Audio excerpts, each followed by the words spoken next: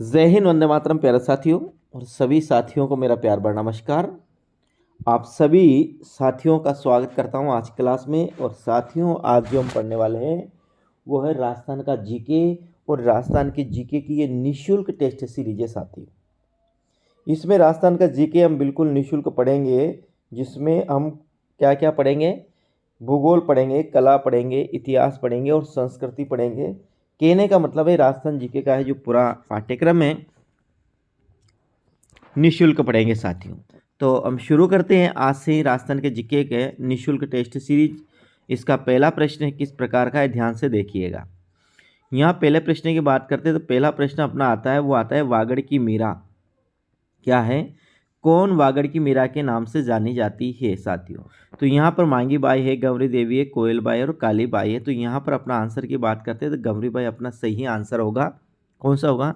गंवरी by अपना सही answer होगा। और ये गंवरी बाई है जो साथियों राजस्थान की गंवरी देवी से वागड़ की मीरा कहा जाता है। इनका जन्म है कहाँ पर? डूंगरपुर में नागर ब्राह्मण परिवार में इनका जन्म हुआ था। किसका? गंवरी बाई का। और इनकी स्मृति में राजा शिव सिंह ने साथियों, इसकी स्मृति में राजा शिव सिंह ने बाल मुकुंद मंदिर का निर्माण कराया। बाल मुकुंद मुकुंद मंदिर का निर्माण करवाया। राजा किसने? ध्यान रखना, राजा शिव सिंह ने कब करवाया? ये करवाया 1829 में। ये भी आपको ध्यान में रखना है। तो यहाँ पर आंसर क्या होगा? गंवरी देवी अपना सही आंसर होगा। अगला प्रश्न की बात करते हैं कि निम्न में से किसे मरुस्थल की कोकिला कहा जाता है? तो साथियों हम डायरेक्ट आंसर की बात करते हैं। मरुस्थल की जो कोकिला कहा जाता है वो अल्लाह जिलाही बाई को मरुस्थल की कोकिला कहा जाता है। अल्लाह जिलाही बाई का जो जन्म हुआ था वो बीकानेर में हुआ था साथियों, ये ध्यान में रखना है। और राजस्थान के जो प्रसिद्ध गीत है साथियों, केसरिया बालम आवनी पधारो मारे देश। ये जो केसरिया बालम आवनी पधारो मारे देश है, ये भी अल्लाह जिलाही बाई द्वारा रचित, इनके द्वारा एक गाया गया गीत है साथियों। ये भी अपन को ध्यान में रखना है। और इनकी स्मृति में, अल्लाह जिलाही बाई की स्मृति में प्रत्येक वर्ष को बीकानेर में अखिल भारतीय मांड गायन समारोह का आयोजन किया जाता है। मेरे साथियों आपको ये सभी याद रखना है। यहाँ पर अपना आंसर क्या होगा? डी अपना सही आंसर होगा। अगले प्रश्न की बात करते हैं साथियों, तो ये वही प्रश्न है। विश्व प्रसिद्ध मांड गायिका को कला के क्षेत्र में योगदान के लिए 1982 में पद्मश्री से सम्मानित किया गया। किसे? तो ये अल्लाह जिलाई बाई साथियों, इनको ही 1982 में पद्मश्री से सम्मानित किया गया है। ये एक मांड गायिका है। मांड एक गायन की विशेष शैली होती है साथियों। तो ये मांड गायिका है। इनका जन्म साथियों बीकानेर में हुआ। केसरिया बालम जो गीत है साथियों, वे इनके द्वारा ही लिखा गया है साथियों। और 1982 में इनको पद्मश्री से सम्मानित किया गया है। बीकानेर की गायिका अल्लाह जिलाई बाई किस राग के लिए प्रसिद्ध है साथियों? तो यह है बसंती है, जैजवंती है, मल्हार है और मांड है साथियों। तो यहाँ पर जो अपना आंसर होगा वो क्या होगा? ये मांड गायक के लिए ही एक प्रसिद्ध है साथियों। अगला है गंवरी देवी राजस्थान की किस लोक संगीत गायन शैली से जुड़ी हुई है? हाँ, यहाँ पर 4 लोक गायन शैलियाँ हैं। लहंगा है, मांगणियार है, मांड है, तालबंदी है। इनमें से जो राजस्थान की गंवरी देवी है साथियों, ये राजस्थान की गंवरी देवी कौन से इस राग से जुड़ी हुई है साथियों? तो यहाँ पर अपना आंसर है वो भी एक गंवरी देवी क्या है साथियों? एक मांड गायिका है। और ये जो गंवरी देवी है साथियों, ये पाली की है। कहाँ की है? पाली की है। गंवरी बाई है जो वागड़ की मीरा कही जाती है, वो डूंगरपुर की है। और गंवरी देवी है साथियों, ये पाली की है और ये मांड गायिका है। क्या है? मांड गायिका है। इन्हें बचपन से ही लोक संगीत का माहौल और तालीम मिली है। गंवरी देवी भैरवी युक्त मांड गायिका गाती है। यदि साथियों यह मांड भी आता है और नहीं आता है भैरवी, तो अपन को पहले भैरवी याद कर लगाना है, क्योंकि ये भैरवी मांड गायक की गायिका है। और दूसरी बात, ये गंवरी जो देवी है ये कहाँ की है? ये पाली की है। और वागड़ की मीरा गंवरी बाई है, वो कहाँ की है साथियों? वे डूंगरपुर की है। ये अपन को ध्यान में रखना है।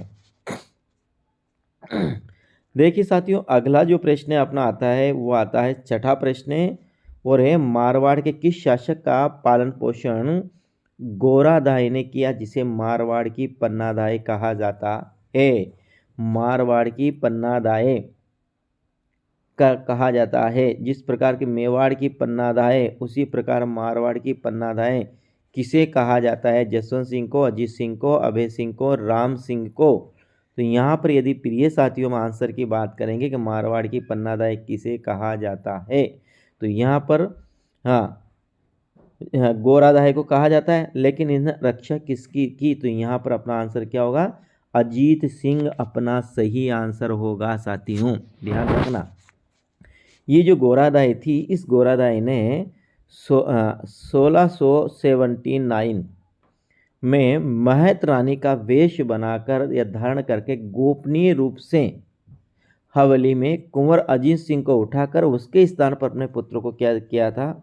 सुला दिया था साथियों। कब? 1679 में। फिर आगे क्या हुआ? इस प्रकार गोरादाई ने अजीत सिंह के उम्र के अपने पुत्र को मातृभूमि पर न्योछावर कर अजीत सिंह को अपना पुत्र घोषित कर उन्हें बचाया। अजीत सिंह मारवाड़ की स्वतंत्रता के आधार थे। उन्हें अपनी ममतामयी गोद प्रदान कर गोरादाई संपूर्ण मरुस्थल में जननी बन गई साथियों। ध्यान रखना, जिस प्रकार चंदन को पन्नादाई ने बचाया था उसी प्रकार गोरादाई ने अजीत सिंह को बचाया। अजीत सिंह की जगह अपने पुत्र को इन्होंने सुला दिया, इसलिए गोरादाई को मारवाड़ की पन्नादाई कहा जाता है। अगला प्रश्न है, निम्नलिखित में से मेवाड़ के किस शासक को शिशु अवस्था में पन्नादाई ने अपने पुत्र का बलिदान देकर बचाया? तो ये आपको पता ही होगा साथियों, किसके बचाया? महाराणा कुंभा, महाराणा प्रताप, कुंभा, उदय सिंह अथवा मोकल साथियों। तो यहाँ पर जो अपना आंसर क्या होगा? उदय सिंह अपना सही आंसर होगा। यानी कि पन्नादाई ने अपने पुत्र चंदन की बलि देकर किसे? बनवीर से बचाए। बनवीर कौन सा? दासी पुत्र था साथियों, मेवाड़ का दासी पुत्र था, जिसने राजा बनने के ख्वाब से उदय सिंह को यह मारना चाहता था। उदय सिंह के स्थान पर पन्नादाई ने अपने पुत्र चंदन को सुला दिया और इस पर इसको बचाया। अब आगे बात करते हैं साथियों, जो पन्नादाई है ये चित्तौड़ के पास स्थित एक गांव है जिसका नाम है माता की पौंडली। माता जी की क्या नाम है इसका? पांडोली। माता जी की पांडोली, यहाँ का इनका जन्म हुआ था। और यहाँ पर इनके पिता की बात करते थे, पिता का इनका नाम है साथियों हरचंद हाकला। क्या है? हरचंद हाकला इनके पिता का नाम है। वैसे पिता का नाम पूछा नहीं जाता है, लेकिन यही पूछा जाता है। और आगे हम बात करते हैं, तो 1536 में, ध्यान रखना साथियों, कब? 1536 में विक्रमादित्य की हत्या कर बनवीर नामक अवैध दासी पुत्र मेवाड़ का शासन बना। ये उदय सिंह और जो विक्रमादित्य दोनों ही भाई भाई थे साथियों। उसने उदय सिंह की हत्या करने का प्रयास भी किया, लेकिन पन्नादाई ने अपने पुत्र चंदन का बलिदान देकर महाराणा उदय सिंह, जो रानी कर्मावती का पुत्र था, ये उदय सिंह द्वितीय साथियों, ध्यान रखना, उदय सिंह फर्स्ट सेकंड भी याद नहीं, उदय सिंह द्वितीय याद रखना, दासीपुत्र बनवीर से बचाया। पन्नादाई उदय सिंह को लेकर कीरत सिंह व वारन दंपति के पास संरक्षण में कुंभनेर के किले आशा देवपुरा के पास पहुंची। कुंभलगढ़ का किला है, उसका जो पहरेदार था आशा देवपुरा। आशा देवपुरा के पास गई साथियों, और यहीं पर इनका लालन पालन किया। और 1537 में यहीं इनका राज्याभिषेक हुआ। इसलिए पन्नादाई बलिदान और स्वामी भक्ति के लिए मेवाड़ में प्रसिद्ध हुई साथियों। तो ये आपको ध्यान में रखना है। उदय सिंह के साथ चित्तौड़ छोड़ने के पश्चात पन्ना को किस स्थान पर आश्रय मिला? तो साथियों अभी देखा कुंभलगढ़ में मिला, और ये मिला आशा देवपुरा के पास। आशा देवपुरा के पास साथियों इनको क्या मिला? आश्रय मिला। किसको? पन्नादाई को। किसके पास मिला? आशा देवपुरा के पास इनको आश्रय मिला। किसको? पन्नादाई को। और यहीं पर इन्होंने इनका लालन पालन किया। और 1537 में साथियों इनका क्या हुआ? राज्याभिषेक इसी कुंभलगढ़ दुर्ग में हुआ। आगे हम बात करते हैं युद्ध भूमि में जाते समय अपने पति द्वारा निशानी मांगने पर जिसने अपना सिर काट कर भेंट कर दिया वह कौन थी? तो आपको पता होगा साथियों, वो कौन थी? हाड़ी रानी। और ये हाड़ी रानी कहाँ की थी? बूंदी, जिसे मेघराज मुकल की प्रसिद्ध कविता है साथियों कि चुंडावत मांगी सेनानी और सिर काट दियो शतरानी। ये इनकी प्रसिद्ध कविता है और ये इसी हाड़ी रानी पर है साथियों। अब ये बूंदी के एक जागीरदार था साथियों संग्राम सिंह। कौन था? संग्राम सिंह। बूंदी के जागीरदार है संग्राम सिंह की पुत्री, जिसका मूल नाम था हाड़ी रानी का साथियों सलह कंवर। क्या नाम था? सलह कंवर इनका मूल नाम था। बूंदी के संग्राम सिंह की ये पुत्री थी, इनका मूल नाम सलह कंवर था। का विवाह सलुम्बर चुंडावत सरदार रतन सिंह से हुआ था। कौन कहाँ का था यह साथियों? ये सलुम्बर के चुंडावत सरदार जिनका नाम था रतन सिंह से इनका विवाह हुआ था हाड़ी रानी का, यानी सलह कंवर का साथियों। अब बात आगे बढ़ते हैं तो बात यह है कि राव रतन सिंह को मेवाड़ महाराणा राज सिंह की तरफ से औरंगजेब की सेना को परास्त करने हेतु रण क्षेत्र में जाने का संदेश मिला। यानी कि उस समय जो मेवाड़ के राजा थे वो कौन थे? राज सिंह थे साथियों। और राज सिंह के और उस समय जो मुगल सम्राट था औरंगजेब था, दोनों के मध्य आपस में किसी को लेकर साथियों वैमनस्य हो गया था। तो इस रतन सिंह को औरंगजेब का आक्रमण रोकने का आदेश मिला साथियों। तो कहा जाता है ये वहाँ चले जाते हैं कौन? रतन सिंह। और युद्ध भूमि में इन्हों अपनी रानी हाड़ी रानी यानी सलह कंवर की याद आती है, वहाँ से सैनिक भेजते हैं और जैसे ये सामने रखते हैं तो कहा जाता है कि स्वयं हाड़ी रानी ने अपना सिर काट कर उनको भेंट कर दिया गया था, जिस पर मुगल राज ने प्रसिद्ध कविता लिखी है साथियों। क्या लिखी है? कि चुंडावत मांगी सेनानी सिर काट दियो शतरानी साथियों, ये इनकी प्रसिद्ध कविता है। एक और बात ध्यान में रखना है कि 7 फरवरी 2008 को, ध्यान रखना 7 फरवरी 2008 को इनके नाम पर हाड़ी रानी महिला बटालियन का गठन किया गया है। क्या? हाड़ी रानी महिला बटालियन का गठन किया गया है। जेम्स टोड ने किसे राठौड़ों का यूलिसेस कहा है? तो यहाँ पर जो अपना आंसर होगा क्या होगा? दुर्गादास राठौड़ अपना सही आंसर होगा, डी अपना। यानी कि राठौड़ों का जो यूलिसेस कहा गया था साथियों, वो वीर दुर्गादास राठौड़ को कहा जाता है। अब जो ये जो वीर दुर्गादास राठौड़ थे साथियों, तो महाराणा बीकानेर के महाराणा जसवंत सिंह है, जोधपुर महाराणा जसवंत सिंह है, जिसके मंत्री का नाम है आसकरण। क्या है? आसकरण का मंत्री का नाम। तो ये आसकरण जसवंत सिंह के मंत्री आसकरण के पुत्र थे साथियों वीर दुर्गादास राठौड़ को मारवाड़ का अणबिंदिया मोती और मारवाड़ का चाणक्य भी कहा जाता है। इनको मारवाड़ का क्या? अणबिंदिया मोती और मारवाड़ का चाणक्य भी साथियों इनको कहा जाता है। वीर दुर्गादास राठौड़ को, ये भी अपन को ध्यान में रखना है। कर्नल जेम्स टोड ने इन्हें राठौड़ों का यूलिसेस कहा।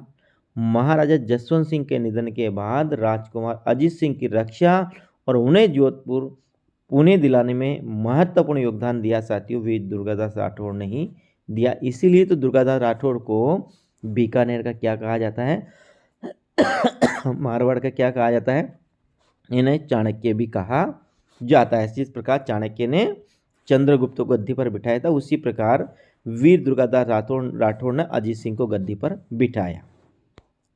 अगला प्रश्न है दुर्गादास राठौड़ की छतरी कहाँ पर बनी हुई है? तो साथियों आपको ध्यान रखना है, डायरेक्ट मैं उत्तर बताऊंगा कि दुर्गादास राठौड़ की जो छतरी बनी हुई है मेरे साथियों, वे मध्य प्रदेश में बनी हुई है। और यह प्रश्न आया 2021 रीट लेवल 2 2021 में साथियों ये प्रश्न आया हुआ है। दुर्गादास छतरी मध्य प्रदेश में उज्जैन में शिप्रा नदी के तट पर साथियों इनकी छतरी बनी हुई है। जहां इनकी जो निधन की बात करते हैं तो 22 नवंबर 1718 में इनको निधन हुआ था। 22 नवंबर 1718 में इनका निधन हुआ था। इनकी छतरी बनी हुई है उज्जैन में शिप्रा नदी के तट पर। यह अपन को ध्यान में रखना है। अगला प्रश्न की बात करते हैं। अगला प्रश्न अपना आता है सन 1947 में, 1947 नहीं साथियों, हाँ, वीर कालीबाई किस घटना में शहीद हुई? 1947 ही होगा साथियों। सन 1947 में वीर बाला कालीबाई किस घटना में शहीद हुई? सागवाड़ा कांड, काबसा कांड, रास्तापाल कांड अथवा ढाबरा कांड। यहाँ पर इनको हमें इनका आंसर देना है। तो यहाँ पर अपना जो आंसर होगा क्या होगा? रास्तापाल कांड आंसर होगा। ये प्रश्न लगभग 20 से 30 बार अभी तक एग्जाम में पूछा जा चुका है। अब बात करते हैं जो डूंगरपुर सेवाग्राम द्वारा संचालित रास्तापाल पाठशाला। ये रास्तापाल क्या है? एक विद्यालय का नाम है, ये पाठशाला का नाम है साथियों।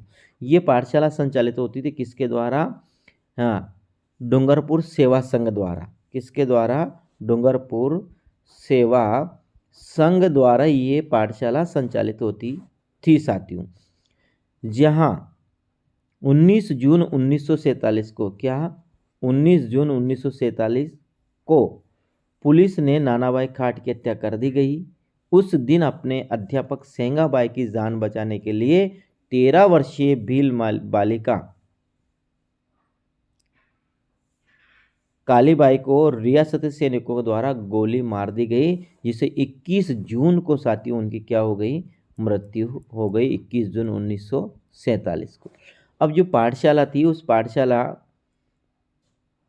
रास्तापाल, यही पाठशाला का नाम था, ये पाठशाला का नाम था। तो यहाँ पर क्या हुआ? 2 अध्यापक थे, एक तो था साथियों, एक तो थे सेंगाबाई नानाबाई खाट और एक थे सेंगाबाई जी। तो नानाबाई खाट की तो तुरंत वहीं पर हत्या कर दी गई और सेंगाबाई को भी साथियों हत्या करने के लिए कहा जाता है कि रस्सी से बांध कर घसीटा जा रहा था। तो कन्या जिसो तो कालीबाई ने इनको बचाने की कोशिश की साथियों, तो सैनिकों ने कालीबाई को भी गोली मार दी गई। तो इनकी भी 21 जून को क्या हुई साथियों? मृत्यु हो गई। आगे बात करते हैं, राजस्थान विधानसभा की प्रथम महिला अध्यक्ष कौन थी? तो राजस्थान विधानसभा की प्रथम महिला अध्यक्ष की बात करते हैं साथियों, तो ये यहाँ पर अपना आएगा सुमित्रा सिंह। सुमित्रा सिंह राजस्थान की प्रथम महिला विधानसभा अध्यक्ष है, जो झुंझुनू से 12वीं विधानसभा के लिए चुनी गई थी। कहाँ से? ये झुंझुनू, राजस्थान झुंझुनू जिले से थी और ये 12वीं विधानसभा के लिए चुनी गई थी। तो ध्यान रखना, राजस्थान प्रथम विधानसभा अध्यक्ष है तो ये सुमित्रा सिंह है साथियों। अगला प्रश्न है, जयपुर की महारानी गायत्री देवी किस वर्ष में पहली बार लोकसभा सदस्य बनी थी साथियों? डायरेक्ट आंसर की बात करते हैं तो 1962 में ये सर्वप्रथम लोकसभा अध्यक्ष बनी थी साथियों। अब देख बात करते हैं कहाँ की थी, तो ये कूच बिहार रियासत की राजकुमारी आयशा जयपुर के महाराजा सवाई मान सिंह के विवाह कर महारानी गायत्री देवी बनकर जयपुर में आई। ठीक, कहाँ की थी? कूच बिहार राज परिवार की साथियों ये थी। इनका मूल नाम तो आयशा था, ये और सा। ये महारानी गायत्री देवी बनकर कहाँ पर आती है? जयपुर में आती है। महारानी गायत्री देवी राजस्थान में चुनी गई प्रथम महिला लोकसभा सदस्य है। राजस्थान की प्रथम लोकसभा सदस्य की बात करते तो गायत्री देवी है। 1962 में तीसरी लोकसभा में निर्वाचित हुई थी, जो स्वतंत्र पार्टी से लेकर जोधपुर क्षेत्र में चुनी गई। ये 1962 में जो लोकसभा है, ये तीसरी लोकसभा चुनाव था, ये स्वतंत्र पार्टी से जीती हुई थी साथियों। ये भी आपको ध्यान रखना है कि राजस्थान की पहली लोकसभा सदस्य बनी थी वो गायत्री देवी थी और 1962 में ये बनी थी। राजस्थान के भूतपूर्व मुख्यमंत्री मोहनलाल सुखाड़िया के पिता पुरुषोत्तम लाल सुखाड़िया किस खेल से संबंधित थे साथियों? तो यहाँ पर यदि आंसर की बात करते हैं साथियों, तो आंसर होगा अपना यहाँ पर क्रिकेट से संबंधित थे। और ये जो प्रश्न है, ये प्रश्न आया हुआ है 2020 राजस्थान पुलिस कांस्टेबल, क्या है? राजस्थान पुलिस कांस्टेबल में प्रश्न आया हुआ है। राजस्थान की प्रथम महिला सांसद कौन थी साथियों? राजस्थान की प्रथम महिला सांसद की बात करते हैं साथियों, तो वह सांसद की यहाँ पर अपना जो आंसर होगा वह होगा शारदा भार्गव। क्या होगा साथियों? शारदा भार्गव। अब देखिए, श्रीमती शारदा भार्गव है राजस्थान की प्रथम महिला सांसद है जो 1952 में, कब साथियों? 1952 में प्रथम महिला राज्यसभा सदस्य बनी। अब देखो, जो गायत्री देवी थी साथियों, वे लोकसभा के लिए चुनी गई थी, और ये जो शारदा भार्गव है राज्यसभा के लिए चुनी गई थी। सांसद वो भी थी, सांसद ये भी है, लेकिन वह लोकसभा सदस्य थी। कौन? गायत्री देवी है, वह लोकसभा सदस्य है, और शारदा भार्गव साथियों राज्यसभा सदस्य है। ये राज्यसभा में सर्वाधिक 3 बार राज्यसभा के लिए निर्वाचित की गई महिला है। ये भी ध्यान में रखना है। कौन से? राजस्थान से सर्वाधिक 3 बार जो राज्यसभा के लिए चुनी गई, 1952, 56 और 63 में। 1952 एक तो है, 1952 में चुनी गई, 1956 में चुनी गई, और 1963 में ये चुनी गई 3 बार।